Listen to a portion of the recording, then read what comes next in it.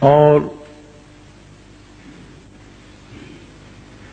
تصوف و سلوک میں ترقی کے لیے یا قائم رہنے کے لیے بھی یہی شرط عائد ہوتی ہے، مشائخ کے ساتھ اسی طرح سے محبت کرنا پڑتی ہے، چونکہ امین ہوتے ہیں برکات نبوت کے۔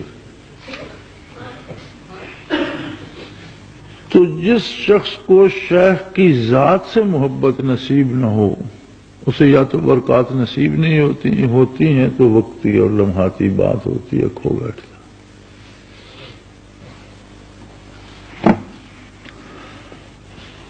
ہمارے شیخ المکرم حضرت رحمۃ اللہ تعالی علیہ، یہ تو میں جانتا ہوں، اللہ کا احسان ہے، اور میں یہ سمجھتا ہوں جیسا میں جانتا ہوں کوئی بھی نہیں جانتا۔ ایک ایسی عجیب نابغہ روزگار ہستی تھی کہ تبع تابعین کے بعد 14 صدیوں کے اولیاء اللہ میں اس کی نظیر نہیں ملتی۔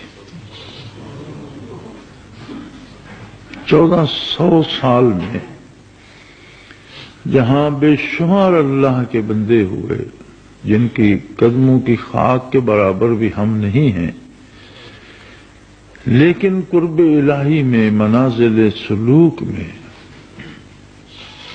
اور بہت سے کاموں میں شاید دوسرے حضرات بہت آگے ہوں گے، لیکن جو کرم اللہ کا اور جو قرب الہی اور منازل سلوک حضرت رحمۃ اللہ علیہ کو نصیب ہوئے، تبع تابعین کے بعد کسی ولی اللہ نے ان کا ذکر بھی نہیں کیا اور نہ کوئی سمجھ سکا، نہ کسی کو نصیب ہوا۔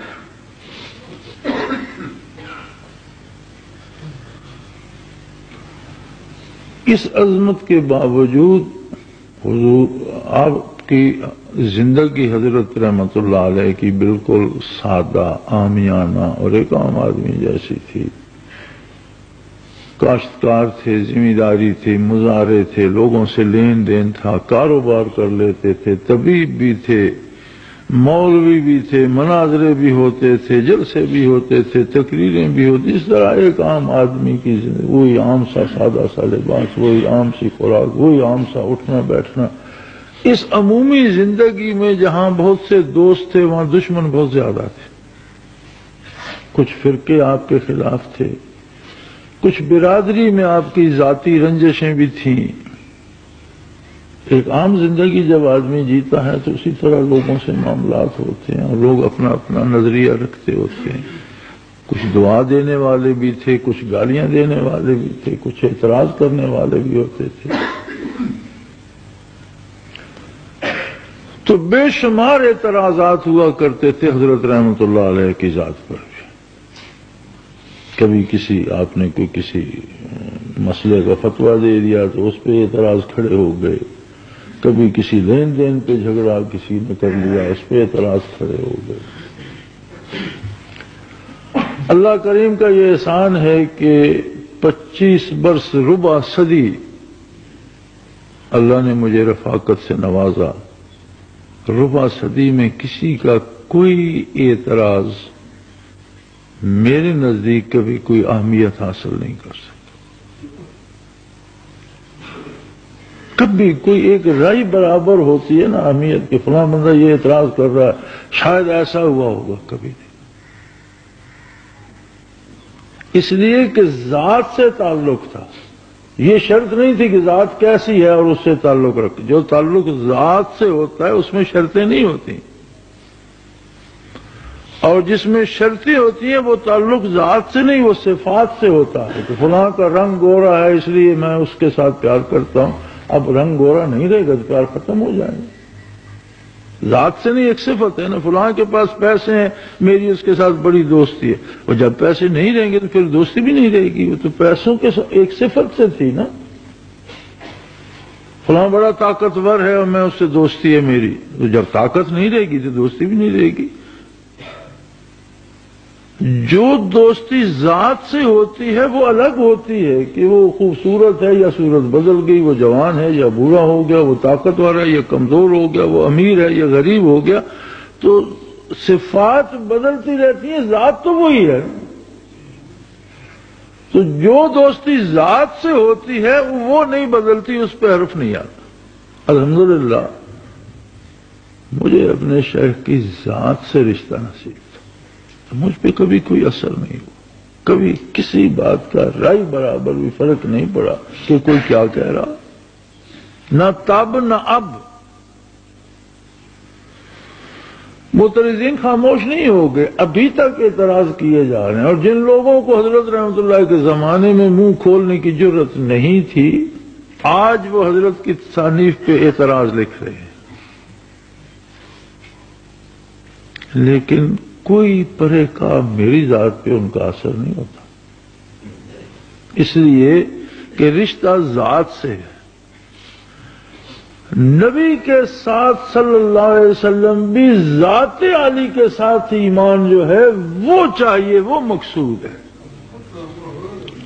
معترض اعتراض کرے، مغرب کے مفکر اعتراض کریں، مکے کے کافر اعتراض کریں، مدینے کے منافق اعتراض کریں، آج کے بے دین اور بے راہ فرقے اعتراض کریں، آج کے قادیانی یا آج کا کوئی فرقہ ہے تو کوئی جو کہتا ہے کہتا رہے، لیکن جس کا تعلق ہے اس کا تعلق محمد عربی صلی اللہ علیہ وسلم سے ان سب باتوں سے بالا تر ہو جائے، یہ مقصود ہے۔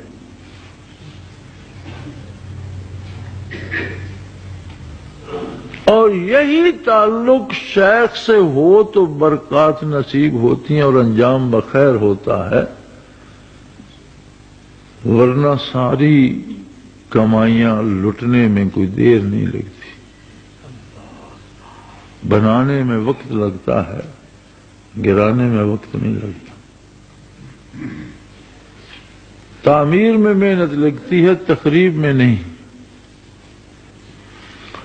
تو جب تک رشتہ، اس آیہ کریمہ نے یہ بتایا کہ جب تک رشتہ ایمان ذات علی سے نہ ہوگا بات نہیں بنے گی، اور ذات علی تک رسائی غلامی اور اتباع اور اطاعت اور عبادت سے ہوگی، اور ساری عبادتوں کا حاصل یہ ہے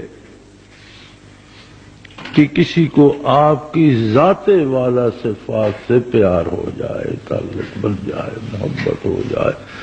ایمان کیا ہے؟ رشتہ الفت ہے، اور کیا ہے؟ اور وہ ذات سے چاہیے۔ جب ذات سے ہوگا تو اعتراض کی گنجائش باقی نہیں رہتی، صفات سے ہوگا تو اعتراض کی گنجائش ہے۔ بھائی تم نے امیر سمجھا ہوا ہے، آج کل تو وہ مقروض پھرتا ہے، اسے تو میرا تعلق نہ ان کے قرضے سے ہے، نہ ان کی دولت سے، میرا تو ان کی ذات سے، تو اس کے لیے گنجائش نہیں رہے گی۔ جب ذات سے رشتہ ہوگا تو اس پہ کوئی اعتراض، کوئی وہم، شیطان کے پاس بھی گنجائش نہیں ہوگی کہ اس کے دل میں کوئی وہم ڈالے۔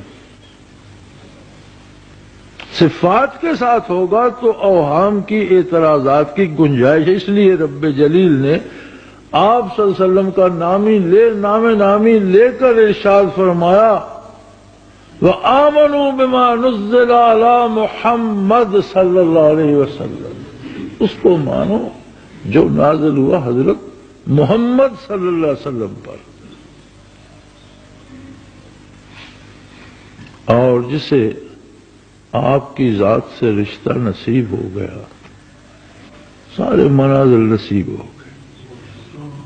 کچھ حقیقت نہیں ہے، نہ منازل کی، نہ مراقبات کی، نہ کچھ کی۔ ہاں، منازل کی تعین اسی اعتبار سے ہے کہ کتنا کس کو پیار ہے ذات نبی علیہ صاحب الصلاۃ والسلام۔ اب ہر کے پیار کا رنگ جدا ہے، اس کی گہرائی و گیرائی جدا ہے، اس کی کیفیات جدا ہیں، تو جتنا جس کو پیار ہے اتنے اس کے منازل بھی ہیں، مقامات بھی ہیں، سب کچھ نصیب۔ اللہ کریم ہماری خطاؤں سے درگزر فرمائے، ہماری ٹوٹی پھوٹی باتوں کو قبول فرما کر عشق نبی اور رشتے الفت کو اس کا اجر بنا دے، اور ہمیں نبی کریم صلی اللہ تعالی وسلم کی ذات عالی صفات سے وابستہ فرمائے۔ وآخر دعوانا الحمدللہ رب العالمین۔